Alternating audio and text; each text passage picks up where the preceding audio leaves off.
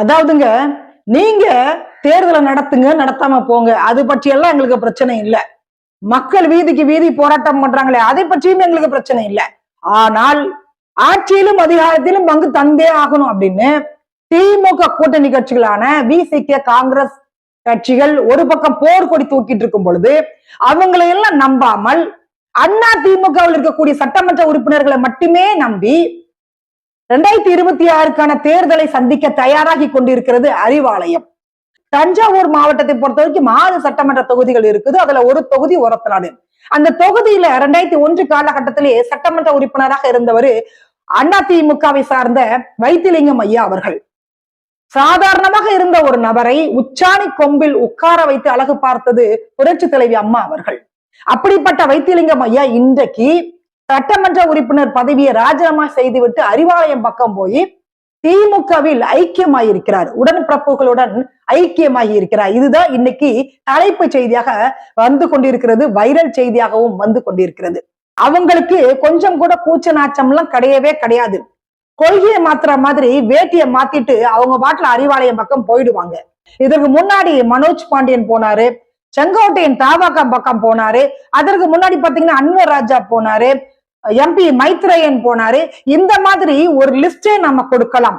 இன்னைக்கு செந்தில் பாலாஜி வரைக்குமே திமுக இருக்கக்கூடிய அமைச்சர்கள்லாம் எங்க இருந்தாங்க அப்படின்னு பாத்தீங்கன்னா அவங்களும் அண்ணா திமுக இருந்தவங்க தான். இன்னைக்கு கோடி கோடியா ஊழல் பண்ணிட்டு இருக்கிறாங்க. அவங்க மேல அந்த குற்றச்சாட்டுகள்லாம் இருக்குதுன்னா காரணம் வந்து டிஎம்கே போனாதான் சம்பாதிக்க முடியும் என்பது அவர்களுக்கு நன்றாகவே தெரியும்.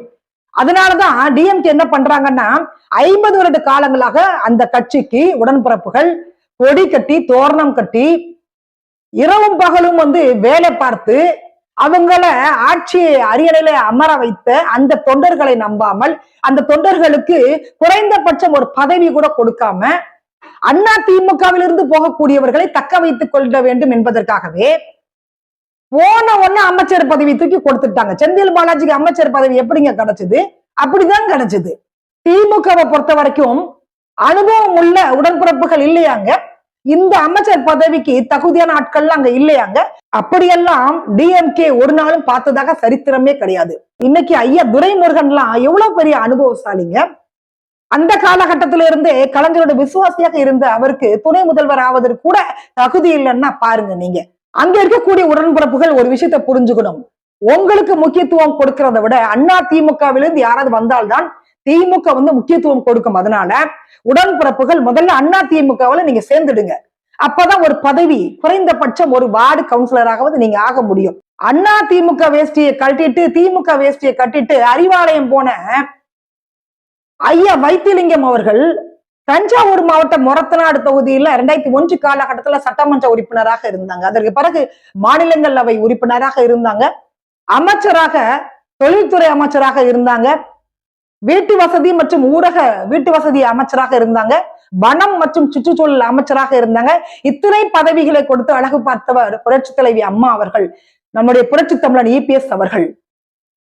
அவரே வந்து ஒரு வார்த்தை சொல்லி இருக்கிறாரு, புரட்சி தலைவி அம்மா இபிஎஸ் அவர்கள்லாம் வந்து என இத்தனை பதவிகள் உட்கார வச்சு அழகு பார்த்தாங்க, அவங்களை விட்டுட்டு நான் எப்படி வெளியில வர முடியும் கேள்வி கேட்டிருக்கிறாரு. அப்ப அமைச்சர் செந்தில் பாலாஜி சொல்லியிருக்கிறாரு, அதெல்லாம் ஒண்ணும் இல்ல தலைவரே, அரசியல்ல மானஞ்சோடு சொன்ன எல்லாம் இருக்கக்கூடாது, நான் வரலையா அப்படி நீங்க வந்துடுங்க அப்படின்னு அவர் வந்து அறிவாலயம் பக்கம் கூட்டிட்டு போயிருக்கிறாரு.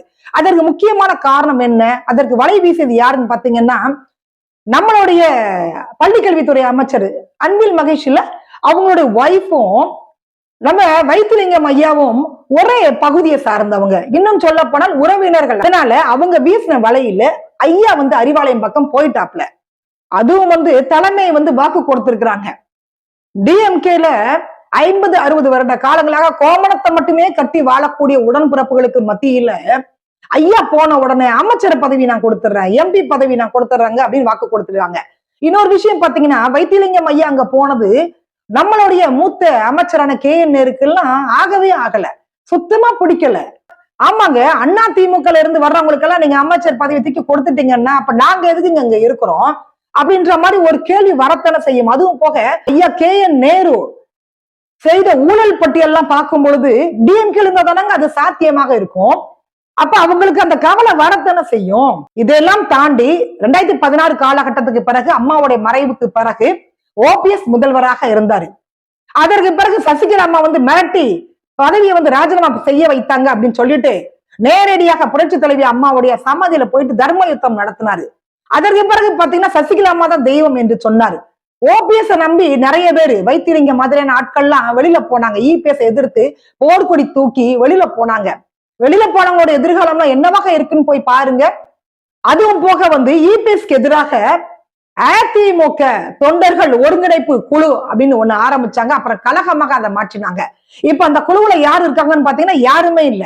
ஏன்னா ஓபிஎஸ் வந்து ஒரு நிலைப்பாட்டுல இல்ல. அவருக்கு தமாக பக்கம் போலாமா, டிஎம்கே பக்கம் போலாமா, எந்த பக்கம் போறதுன்னு அவருக்கு தெரியல.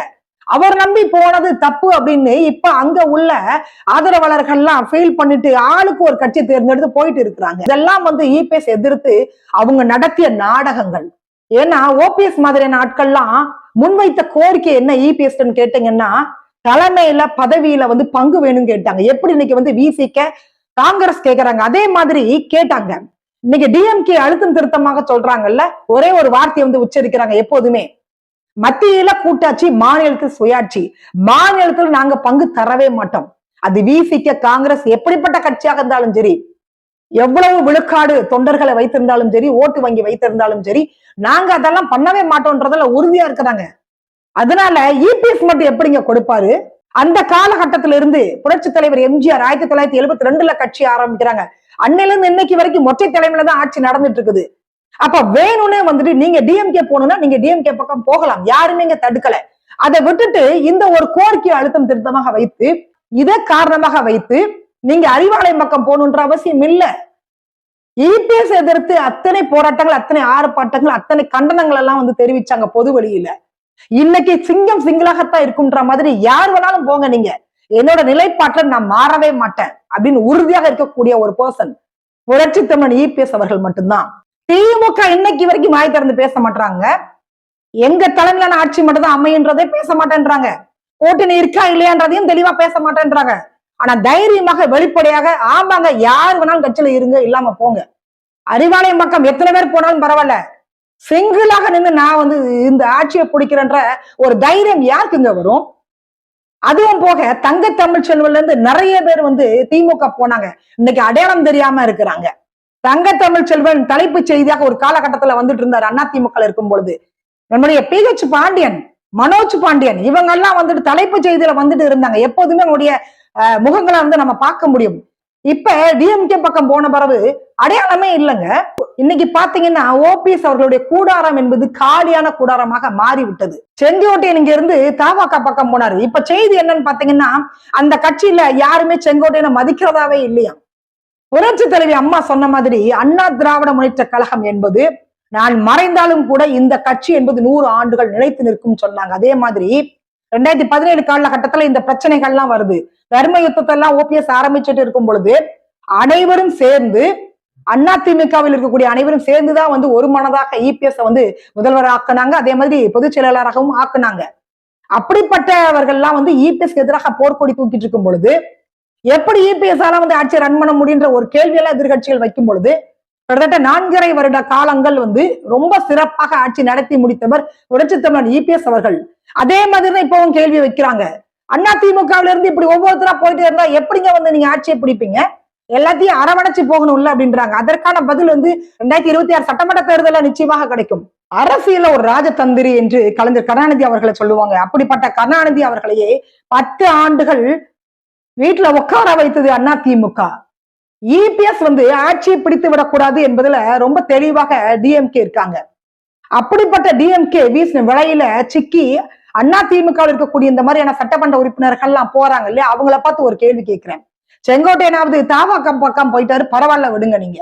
ஆனால் சட்டமன்றத்துக்குள்ள புரட்சி தலைவி அம்மாவுடைய சேலையை பிடிச்சு இழுத்து அட்டகாசம் அராஜகம் பண்ண அந்த டிஎம்கேல போய் இணைந்துட்டு நீங்க எப்படி மக்கள்கிட்ட ஓட்டு கேட்பீங்கன்றது எனக்கு தெரியல. எதை முன்னிறுத்தி நீங்க கேட்பீங்க? அதனால இந்த பூச்சாண்டி வேலைக்கெல்லாம் வந்து இபிஎஸ்ஓ அதிமுகவை பயப்படாது. அதிமுகவில் இருந்து அறிவாலயம் பக்கம் யார் போனாலும் எங்களுக்கு பிரச்சனை இல்லைங்க, நாங்க கோட்டையை நோக்கி நகர்ந்து கொண்டிருக்கிறோம் என்ற ரீதியில இன்னைக்கு இபிஎஸ் வந்து அவரோட தேர்தல் பணிகளை பண்ணிட்டு இருக்கும் பொழுது மத்திய அமைச்சர் பியூஷ் கோயல் வந்து சென்னைக்கு வந்திருக்கிறாங்க. அதிமுக தலைமையிலான தேசிய ஜனநாயக கூட்டணியில இன்று அம்மா மக்கள் முன்னேற்ற கழகம் இணைந்திருக்கிறது. அதுதான் தலைப்பு செய்தி. மத்திய அமைச்சர் பியூஷ் கோயல் பேசும்போது என்ன சொல்றாங்கன்னா, திமுக கட்சி என்பது தமிழர்களுக்கு, தமிழ் மொழிக்கு, தமிழ் நாட்டிற்கு, ஏன் இந்தியாவுக்கே எதிரான ஒரு கட்சி. அதை அகற்றி விட வேண்டும். முன்னாள் முதலமைச்சர் ஜெயலலிதாவுடைய நல்லாட்சியை கொடுக்க வேண்டும். அதனாலதான் இன்னைக்கு பாத்தீங்க அப்படின்னா அதிமுக, பாஜக, பாமக, அம்மா மக்கள் முன்னேற்ற கழகம், அதுவும் போக தமிழ் மாநில காங்கிரஸ், இவங்கெல்லாம் இணைந்து, நாங்கெல்லாம் இணைந்து நல்லாட்சி கொடுக்க போறதா பத்திரிகையாளர் சந்திப்புல சொல்லியிருக்காங்க அமைச்சர் பியூஷ் கோயல். அதே மாதிரி டிடிவி தினகரன் அவர்கள் பேசும்போது சொல்றாங்க, ஏன் மறுபடியும் நான் தேசிய ஜனநாயக கூட்டணியில் இணைந்தேன் அப்படின்னா, திமுகவை அகற்றி விட வேண்டும். எங்க சண்டை என்பது பங்காளி சண்டை தாங்க. இந்த சண்டையை பயன்படுத்தி டிஎம்கே மறுபடியும் கோட்டையை பிடிச்சிடலான்னு கனவு கண்டுட்டு இருக்கிறாங்க. அப்படி எல்லாம் ஒண்ணு நடக்காது. அப்படி நடக்க நாங்க விட மாட்டோம் அப்படின்ற ரீதியில இன்னைக்கு அம்மா மக்கள் முன்னேற்ற கழகம் தேசிய ஜனநாயக கூட்டணியில இணைந்து இருக்கிறாங்க. அம்மா ஜெயலலிதா அம்மாவுடைய ஆட்சியை நாங்க அங்க கொடுப்போம். அதனால பழசெல்லாம் மறந்துட்டு, எங்களுக்கு இருக்கக்கூடிய இந்த பங்காளி சண்டையெல்லாம் மறந்துட்டு, நான் முழு மனதுடன் இந்த கூட்டணியில இணைஞ்சிருக்கிறேன். அதிமுக நிச்சயமாக வெற்றி பெறும்ன்றத அழுத்தம் திருத்தமாக சொல்லியிருக்கிறாங்க. இதை விட வேற என்னங்க வேணும் நமக்கு? இந்த மாதிரி இன்னும் பல கட்சிகள் கூட்டணியில் இணைவதற்கான வாய்ப்புகள் இருக்குது. திராவிட மாடல் ஆட்சி என்ற பெயர்ல இன்னைக்கு போதை மாடல் ஆட்சி, கஞ்சா மாடல் ஆட்சியை நடத்திட்டு இருக்கிறாங்க திமுக அப்படின்னு கடுமையான விமர்சனத்தை டிடிவி அவர்கள் முன் வச்சிருக்கிறாங்க. திமுக மாதிரியான தீய கட்சிகளை ஆட்சியிலிருந்து அகற்றிடவே டிடிவி அவர்கள் தேசிய ஜனநாயக கூட்டணியுடன் இணைந்து இருக்கிறார். அவர் இணைந்ததில் எனக்கு ரொம்ப மகிழ்ச்சி. அனைவரும் ஒன்றிணைந்து டிஎம்கே வீழ்த்தணும் அப்படின்றதையும் தெளிவுபடுத்தி இருக்கிறாங்க. மீண்டும் சந்திக்கலாம். நன்றி, வணக்கம்.